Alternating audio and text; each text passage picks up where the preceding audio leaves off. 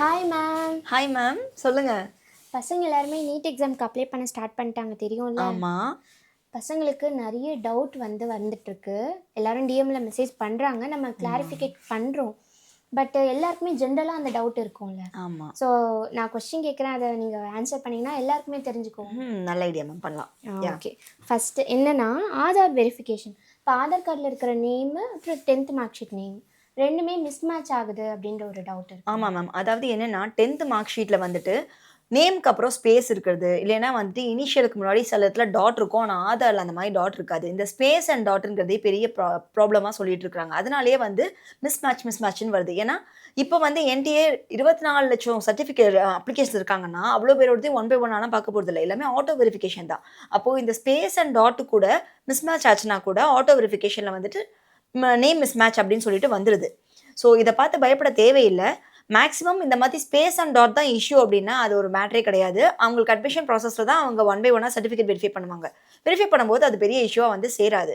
In case அவங்களுக்கு நேமில் spelling mistake இருக்குது, இல்லை நேமே சேஞ்ச் ஆகிருக்குது, அந்த மாதிரி இருந்ததுன்னா அவங்க அதுக்கு கண்டிப்பாக தனியாக ஒரு ஐடி ப்ரூஃப் வச்சு அதுக்கான சப்போர்ட்டிங் டாக்குமெண்ட்ஸும் அவங்க வைக்கிற மாதிரி வரும். ஓகே. இப்போ வந்து நம்ம அப்லோட் பண்ணிட்டோம், நேமில் வந்து டாட்டோ இல்லைனா ஸ்பேஸ் வச்சு அப்லோட் பண்ணிட்டோம். பட் வந்து ஆதார் கார்டில் அந்த மாதிரி கிடையாது. இப்போ வந்து அந்த அப்ளிகேஷனை வந்து என்டிஏ வந்து அக்செப்ட் பண்ணுவாங்களா பண்ண மாட்டாங்களா? ஆக்சுவலி பண்ணுவாங்க தான். அதாவது என்னென்னா இதுக்கு தான் நம்ம என்ன பண்ணோம், 1 month பிஃபோரே சேனலில் வந்துட்டு என்டிஏலேருந்து அனௌன்ஸ்மெண்ட் வந்த உடனே நீங்கள் வீடியோ போட்டிருந்தீங்க இல்லையா, இது ரெடி பண்ணி வச்சுக்கோங்க ஆதாரில் அப்படின்னு சொல்லிட்டு. ஒரு சில பசங்களுக்கு அது போய் சேரலை, அது உண்மைதான். நிறைய பேருக்கு வந்து விஷயமே தெரியல. இப்போ அப்ளை பண்ணும்போது தான் ரியாலிட்டியில் அந்த எரரை ஃபேஸ் பண்ணிட்டு வந்து கேட்குறாங்க, இப்போ என்ன பண்ணுறது அப்படின்னு சொல்லிட்டு. பட் என்ன அப்படின்னா நமக்கு இன்னும் டைம் இருக்குது. ஸோ தட் நீங்கள் வந்துட்டு ஒன்று ஆதாரில் சேஞ்ச் பண்ண ட்ரை பண்ணலாம். So it will take 1 week time சொல்கிறாங்க. அப்படின்னா நமக்கு அப்படி பார்த்தாலும் நமக்கு கொஞ்சம் டைம் இருக்குது. இன்றைக்கி ஸ்டார்ட் பண்ணி இன்றைக்கி ஏதாவது முடிவு பண்ணாங்கன்னா கூட, ஸ்டெப் எடுத்தாங்கன்னா கூட நம்ம பண்ண முடியும். பட் சம்டைம்ஸ் நமக்கு அவ்வளோ ரிஸ்க் எடுக்க வேண்டாம் அப்படின்னா வேறு ஐடி ப்ரூஃப் இருக்குன்னா நீங்கள் அதை ப்ளேஸ் பண்ணிவிட்டு அதுக்கு ரிலேட்டடாக சப்போர்ட்டிங் டாக்குமெண்ட் வைக்க வேண்டியது வரும். அண்ட் என்னை பொறுத்த வரைக்கும் ஸ்பேஸ் அண்ட் டாட் வந்து நாட் அ பிக் இஷ்யூ. அது வந்து உங்களுக்கு அட்மிஷன் டைமில் அவங்க ரியல்லியாக அப்போ தான் செக்கிங் பண்ணுவாங்க சர்டிஃபிகேட்ஸ் எல்லாமே. அந்த டைமில் வெரிஃபை பண்ணும்போது அது பெரிய விஷயமா வராது. ஓகே. ரெண்டாவது என்ன டவுட் கேட்டிருக்காங்கன்னா லைவ் ஃபோட்டோ கேப்சரிங். அதில் வந்து நிறைய மிஸ்மேட்ச் ஆகுது, அது எப்படி மேட்ச் பண்ணுறதுக்கு பண்ண முடியும்? அது வந்து என்னென்னா மோஸ்ட்லி ஆதார் ஃபோட்டோ அப்டேட் பண்ண பசங்களுக்கு இப்போ தான் அவங்க ஃபோட்டோ ஃப்ரெஷ்ஷாக எடுத்திருப்பாங்க. ஸோ அப்போ ஆதாரை அவங்க வந்து ஐடி ப்ரூஃபாக வச்சுருந்தாங்கன்னா இந்த லைவ் ஃபோட்டோ மிஸ்மேட்ச் 90% வராது. இன்கேஸ் அவங்க ஆதாரில் ஃபோட்டோ அப்டேட் பண்ணாமல் இருந்தாங்க, இல்லை வேறு ஐடி ப்ரூஃப்ஸ் அவங்க பேன் கார்டு அந்த மாதிரியான ஒரு ஐடி ப்ரூஃப் அவங்க வந்து வச்சுருக்காங்க, பாஸ்போர்ட் இதெல்லாம் வச்சுருந்தாங்கன்னா அங்கே ஃபோட்டோ டிலேயாக எடுத்ததாக இருக்கும் பட்சத்தில் அவங்களுக்கு லைவ் ஃபோட்டோ மிஸ்மேட்ச் வருது. ஸோ பெட்டர் உங்களுக்கு வெரிஃபைடு ஆதார் இருந்துச்சுன்னா நீங்கள் அதை வந்துட்டு லைவ் ஃபோட்டோவுக்கு அதை வச்சா நீங்கள் அப்ளை பண்ணிவிட்டு லைவ் ஃபோட்டோ எடுத்தீங்கன்னா உங்களுக்கு மிஸ்மேட்ச் வராது. அப்படி இல்லை அப்படின்னா உங்களுக்கு ஃபோட்டோ வெரிஃபிகேஷன் சர்டிஃபிகேட் அப்படின்னு சொல்லிட்டு ஒரு ஃபார்ம் இருக்கும், உங்கள் லாகின் பேஜ்லேயே அவைலபிளாக இருக்கும். ஸோ அதை எடுத்து நீங்கள் அதில் உங்கள் ஒரு ஃபோட்டோ பேஸ்ட் பண்ணி அதில் அந்த ஃபோட்டோக்கு மேலேயும் கீழேயும் கெசடட் ஆஃபீஸர்கிட்ட அட்டஸ்டேஷன் வாங்க வேண்டியது இருக்கும். அதெல்லாம் வாங்கி நீங்கள் அதை அப்ளை பண்ணுற மாதிரி ஒரு சின்ன ப்ரொசீஜர் இருக்கும். பயப்படுற மாதிரி ஒன்றும் இல்லை, அந்த ப்ரொசீஜரும் சேர்த்து பண்ணிங்கன்னா நீங்கள் சேஃப் தான். பர்சனலாக எனக்கு ஒரு கொஸ்டின் இருக்குது. Yes ma'am. இப்போ நான் ஆதார் கார்டில் வந்து நான் ஸ்பெக்ஸோட ஒரு ஃபோட்டோ எடுத்து வச்சுருக்கேன். ஓகே. பட் நான் இப்போ லைவ் கேப்சர் ஃபோட்டோவில் வந்து ஸ்பெக்ஸ் இல்லாமல் இல்லை அந்த மாதிரி போட்டிங்கனாலும் உங்களுக்கு ஃபோட்டோ மிஸ்மேட்ச்னு வரும்.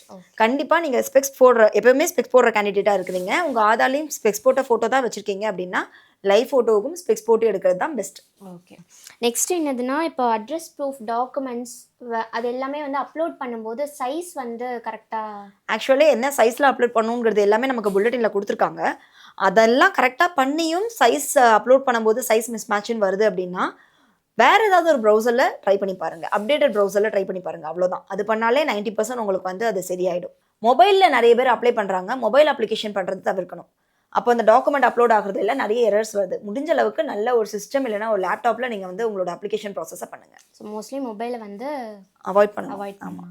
நெக்ஸ்ட் கன்ஃபர்மேஷன் பேஜ்னு ஒன்று இருக்குல்ல, அது வந்து நம்ம வந்து பிரிண்ட் அவுட் எடுக்கிறது கண்டிப்பாக பிரிண்ட் அவுட் எடுக்கணும். கன்ஃபர்மேஷன் பேஜ் வந்து very very important till your admission scenarios. அந்த ஃபேஸ் முடியறது வரைக்குமே உங்களுக்கு கன்ஃபர்மேஷன் பேஜ் வந்து ரொம்ப இம்பார்ட்டன்ட். கண்டிப்பாக நீங்கள் அதை பிரிண்ட் அவுட் எடுத்து வச்சுக்கோங்க, அதோட ஹார்ட் காப்பி உங்கள் கையில் இருக்கும். இப்போ வந்து March 8 வந்து நம்மளுக்கு application closing date ma'am. Correction window டேட்னு ஓப்பன் பண்ணுவாங்க. ஸோ அந்த 10, 11, 12 அந்த டேட்டில் எதெல்லாம் நம்மளால் கரெக்ஷன் பண்ண முடியும்? எல்லாத்தையும் பண்ண முடியுமா? எல்லாத்தையும் பண்ண முடியாது மேம். ஆல்ரெடி என்ன சொல்லியிருக்காங்க அப்படின்னா மொபைல் நம்பர், இமெயில் ஐடி, உங்களுடைய எமர்ஜென்சி காண்டாக்ட் நம்பர், அதுக்கப்புறம் உங்களுடைய பெர்மனன்ட் அட்ரஸ், ப்ரெசென்ட் அட்ரஸ் இது எதுவுமே வந்து உங்களால் சேஞ்ச் பண்ண முடியாது. எதெல்லாம் சேஞ்ச் பண்ணலான்னு பார்த்தீங்கன்னா, ஜென்ரலாக நம்ம 2 வகையான டேட்டாஸ் வந்து அப்லோட் பண்ணுவோம்.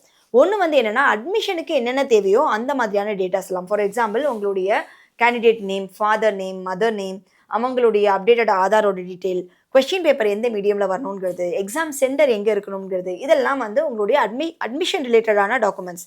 இதுவே வந்துட்டு இன்னொன்று என்னென்னா, உங்களுடைய காமன் டேட்டா பேஸ்ன்னு சில டாக்குமெண்ட்ஸ்லாம் இருக்கும். ஸோ நான் சொன்ன மாதிரி இந்த அட்ரஸ் ப்ரூஃப், மெயில் ஐடிலாம் common database. Common database எதுவுமே நம்ம கரெக்ஷன் விண்டோக்கு வராது. நீங்கள் கரெக்ஷன் விண்டோங்கிறது வந்து ஒன் டைம் ஆப்பர்ச்சுனிட்டி தான். சும்மா அந்த 10, 11, 12 நான் எத்தனை தடவைனாலும் ஓப்பன் பண்ணி கரெக்ஷன் பண்ணலாமான்னு கேட்டிங்கன்னா கிடையாது. ஒரே ஒரு தடவை ஓப்பன் பண்ண போகிறீங்க. அதில் நீங்கள் என்ன கரெக்ஷன் பண்ணுறீங்களோ அதுதான் உங்களோட ஃபைனல் கரெக்ஷன். ஸோ அதனால் அதில் உங்களுக்கு அலோவ் பண்ணுறது வந்து அட்மிஷன் ரிலேட்டடாக நீங்கள் கொடுத்துருக்குற இந்த கொஷின் பேப்பருடையது, எக்ஸாம் சென்டருடையது, இந்த டீட்டெயில்ஸை நீங்கள் மாற்றணும்னா மாற்றிக்கலாம். அண்ட் இந்த மாதிரி இன்கேஸ் உங்களுக்கு ஆதார் அப்போ அப்டேட் ஆகி வரல, இப்போ வந்து உங்களுக்கு அப்டேட் ஆகி வந்துருச்சு, அந்த கரெக்ஷன் விண்டோக்குள்ளேயே அப்டேட் ஆகி வந்துருச்சு, அப்போ அந்த ஸ்பேஸ் அண்ட் டாட் இஷ்யூஸ் வந்துச்சுன்னா நீங்கள் அந்த டைமில் அதெல்லாம் சேஞ்ச் பண்ணிக்கலாம். ஸோ 99% கரெக்ஷன் விண்டோ யாரும் நான் இன்னொரு தடவை வெரிஃபை பண்ணுறேன் அப்படின்லாம் போயிட்டு ஓப்பன் பண்ணி பார்க்காதீங்க.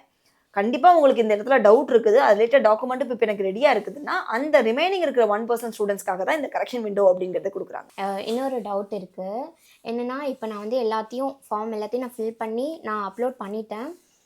நான் என்ன தப்பு பண்ணியிருக்கேன் எனக்கே தெரியாது. ஸோ கரெக்ஷன் விண்டோவில் தான் நான் வந்து கரெக்ட் பண்ணவே போகிறேன். என்ன தப்பு பண்ணியிருக்கேன்னு எனக்கு தெரியாமல் கன்ஃபர்மேஷன் பேஜ் நீங்கள் இது பண்ணும்போதே உங்களுக்கு பேசிக் டீட்டெயில்ஸ் எல்லாமே வந்து அதில் காட்டிடும். ஸோ நம்ம அதை டவுன்லோட் பண்ணி நம்ம வந்து நீங்கள் செக் பண்ணிக்கலாம், வெரிஃபை கன்ஃபர்மேஷன் பேஜ் வந்து ரொம்ப important. Ma'am next passport size ஃபோட்டோவில் லாஸ்ட் இயர் வரைக்குமே நம்ம நேமும் டேட்டும் அந்த எப்போ நம்ம எடுத்தோம் அப்படின்ற டேட் வரைக்கும் இருக்கிற மாதிரி தான் பாஸ்போர்ட் சைஸ் வந்து நம்ம அப்லோட் பண்ணுவோம். ஸோ இந்த இயரும் அது மஸ்டா? ஆக்சுவலி அந்த அளவுக்கு மஸ்ட் கிடையாது மேம். கண்டிப்பா நெசசரியான்னு கேட்டிங்கன்னா அது தேவையில்லை. ஏன்னா லாஸ்ட் இயர் வரைக்கும் மஸ்டா அந்த டேட் இருக்கணும் அப்படின்ற மாதிரி சொல்லுவாங்க. இந்த இயர் அந்த மாதிரி ஸ்ட்ரிக்டான ஒரு பாயிண்ட் எதுவுமே புல்லட்டின்ல குறிப்பிடப்படலை. அதனால வந்து அது மஸ்ட் கிடையாது. ஆனால் என்னன்னா 80% அந்த ஃபோட்டோவில் உங்களுடைய இமேஜ், உங்களோட ஃபேஸ் கவர் ஆகி இருக்கணும். அந்த மாதிரி கிளியரான ஒரு பிக்சர் நீங்கள் எடுத்துருக்கணும் அப்படிங்கிறது ரொம்ப இம்பார்ட்டன்ட். எல்லா அப்ளிகேஷனுக்கும் நம்ம வந்து வீடியோவில் கூட போட்டிருப்போம், போஸ்ட் கார்ட் சைஸ் ஃபோட்டோ வந்து கையில் எடுத்து வச்சுக்கோங்க. ஆமாம் மேம். ஆனால் அப்ளிகேஷனில் வந்து அந்த இல்லை அப்ளிகேஷனில் தேவைப்படாது. உங்களுக்கு வந்து இப்போ நீங்கள் வந்து மார்ச் 8 உங்களுக்கு அப்ளிகேஷன் டேட் முடியுது. அகெயின் 10, 11, 12 உங்களுக்கான கரெக்ஷன் விண்டோ ஸ்டார்ட் ஆகுது. அதுக்கப்புறம் ஏப்ரல் மந்த்ல வந்து என்டிஏலேருந்து எல்லாத்தையும் வெரிஃபை பண்ணிட்டு இன்கேஸ் ஏதாவது தப்புகள் இருந்துச்சு அப்படின்னா அதையெல்லாம் உங்களுக்கு இமெயில் வழியாவோ எஸ்எம்எஸ் வழியாவோ என்டிஏலேருந்து தெரிவிப்பாங்க. ஸோ அதெல்லாம் அதுக்கான ஆக்ஷன்ஸ், அதுக்கு ப்ராப்பராக வேறு சப்போர்ட்டிங் டாக்குமெண்ட்ஸ்லாம் கொடுக்க சொல்லுவாங்க. அந்த ஃபேஸ் வந்து உங்களுக்கு இந்த ஏப்ரல் மந்த்தை போயிடும். ஏப்ரல் 30 இல்லைன்னா மார்ச் 1 தான் உங்களுக்கு அட்மிட் கார்டு வரப்போகுது. அதில் தான் இந்த passport photo, post card size photo இது எல்லாமே நம்ம ப்ளேஸ் பண்ண வேண்டியிருக்கும். ஸோ சேஃபர் சைடுக்கு 6 போஸ்ட் கார்டு சைஸ் ஃபோட்டோ வந்து எடுத்து வச்சுக்கிறது நல்லது. அண்ட் இது போக பார்த்தீங்கன்னா ஜூலை, ஆகஸ்ட் ஆகிடும் நீங்கள் அட்மிஷன் ஃபேஸ்லாம் முடிக்கும் போது. ஸோ அந்த டைமில் தான் உங்களுக்கு ரியாலிட்டியாக உங்களோட ஒரிஜினல் சர்டிஃபிகேட்ஸ் எல்லாமே கேட்க போகிறாங்க. ஸோ இன்கேஸ் இப்போ சின்ன சின்ன டிஸ்கிரிப்பன்சிஸ் இருந்தாலும் அதுக்குள்ளே ரெடி பண்ணி வச்சுக்கிறது தான் சேஃப். ஸோ அதனால் நம்ம முன்னாடி அது வரைக்கும் பசங்களுக்கு பெருசாக டேமேஜ் வராது. அந்த டைமில் அவங்க கரெக்டாக எல்லாம் வச்சுக்கிட்டாங்கன்னா வெல் அண்ட் குட். இது வரைக்குமே பசங்க வந்து கமெண்ட்ஸில் டிஎம்மில் போட்ட டவுட்ஸ் எல்லாத்தையும் நம்ம ஓவராலாக கிளாரிஃபைட் பண்ணிட்டோம். இதுக்கப்புறமும் உங்களுக்கு ஏதாச்சும் டவுட் இருந்ததுன்னா நீங்கள் டிஎம் பண்ணலாம் இன்ஸ்டாகிராம் பேஜில். அது இல்லாமல் எங்கள் வாட்ஸ்அப் குரூப் லிங்க் இருக்குது. அந்த குரூப் லிங்க்கில் வந்து நீங்கள் ஜாயின் பண்ணிவிட்டு வாட்ஸ்அப் குரூப்லேயும் வந்து உங்கள் டவுட்டை கேட்கலாம், நாங்கள் கிளாரிஃபை பண்ணுவோம். பாய்.